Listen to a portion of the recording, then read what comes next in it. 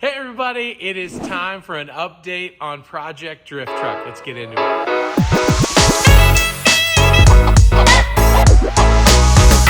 Okay, so I'm back here at Koruworks and the boys have been working hard on this. Garrett and Simon have been absolutely crushing this build. And it's funny because this is one of those builds as you work on, you get further in, you start changing more and more stuff because I really want this to be something that I have for a long time. So this is my 94 Toyota pickup that I started out with. I bought it from a couple that have an antique store out in Sonoya. I started working on it. Turns out the head gasket was blown. Well, I brought it here with the notion of like, okay, I'll save up, I'll get a little money, we'll do a little something. And once the engine was toast, I said, let's go crazy. So 1JZ under the hood, and my big thing was I had to have AC. So there's a front mount intercooler. You guys have made new core support. All this stuff's gonna be powder coated. Drift motion, rebuilt twin turbos here, custom intake. And then the retrofit source is making me a new set of the 4Runner headlights, which I'm really excited about that. We put flares here on the front, rocking the Goonie wheel. Now we got some cool parts from Jake at Stab Fab, and he just sent us some more stuff, which is really cool. So these are gonna go on the lower control arm, and I think we're gonna get some more angle out of everything. Man, this stuff is so legit. The fact that this truck's gonna handle so well is really, really exciting. Let me show you inside. Oh, hi. The boys have been working hard inside, figuring out where we're gonna put the drift brake setup. You know, you try to figure out like, okay, what makes sense? Do we wanna put it up here by the dash? Do we wanna put it down low? But Simon made the great point. It's gonna feel a lot more OEM kind of plus if we put it down here. We've got the vintage air set up because it is all tucked away here under the dash. Super easy, and check that out. Little Koruworks magic. It's the little things, right? This, oh, I don't want to drop it. This is our fuel pump setup from Fuel Lab, and Garrett made this killer mounting setup. This is gonna go on a fuel rail. Like this is gonna go on the frame rail, so you're not even gonna see this. Exactly. But how awesome is that? I mean, come on.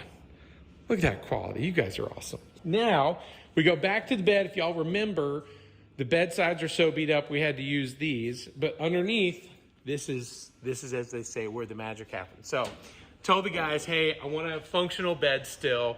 These two are so smart. They are so talented. I'll show you on the computer how they use some of that. But the idea was, how can we change everything we're doing here to put in the Nissan S14 rear subframe? So you essentially just cut off the frame and start building back to make a drift truck. But I still want to drive the thing, want to enjoy it. Let me show you underneath here. So we got a ton of parts from ISR, right? We got the Fortunato coilovers, new hubs. Our friends at Injuku Racing have helped us out a ton. Certainly love their stuff. But here's our radiator setup. There's mesh on the front of this, and the truck is really, it's all about moving air through here and underneath here. And that's really, hold on, I gotta show you the other way. So here's the steel, right? And then we got vents here, more vents in the back, custom cut out with Koruworks. Custom cut out with Koruworks. So the idea is that air underneath the truck is gonna get forced up through the radiator and then pushed out through all the different vents. We've got our custom Odyssey battery box right down here, which is great. The tailgate still beat up. So I've got to find a more clean tailgate. We might shave the handle. I don't totally know. But you can see how much the bed is flared. So it really helped adding these flares to the front. But let's go to the other side. We've got a lot of different ideas of what kind of wheels we could run. Our friends at Koenig have this wheel. What did we decide it's called? That's the Koenig Heliogram. That's what Nick runs on his Pro car, or will be at least. Our buddy Nick Novak. That's Nick's car, right? Yep. Novak, was he a champ? Second place. Second place. P2, number one in my heart. P2. That's Nick's car. He's gonna run these wheels in Formula D next year. So these are his, I think it's out of his GT radials, which those are so sticky. It's crazy, but you can really get a feeling for what, I think this is an 18 by 10 and a half or 12. I want to say it's like a 12. Yeah, it felt like a 12. So this sucker is so wide, but it looks perfect on there. You can see there's so much detail work under the bed here. It's basically the way these two designed it. I'll show you on the computer, but to have a fuel cell that's accessible, to have everything that we need, there's basically four main bolt setups that hold the bed on. So if we need to access anything, work on anything, it's super easy to get in and out of. But let me show you some of their magic.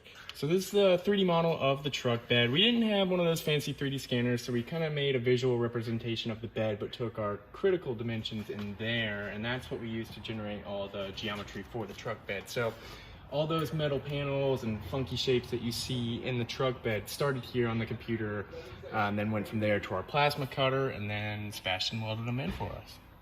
How super fun cool stuff. is that? So from this computer to this bed, all of this stuff, I mean, when you talk about quality, taking something to the next level, you know, the hoop, the support bars, everything you guys are doing is so cool. Thank you. Oh, is that a micrometer? It's a big one. That's a big old micrometer.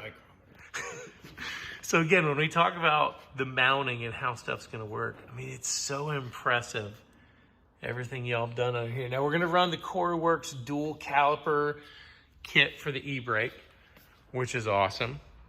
Custom center console there, everything. We got a harness bar. Now, here is the real question.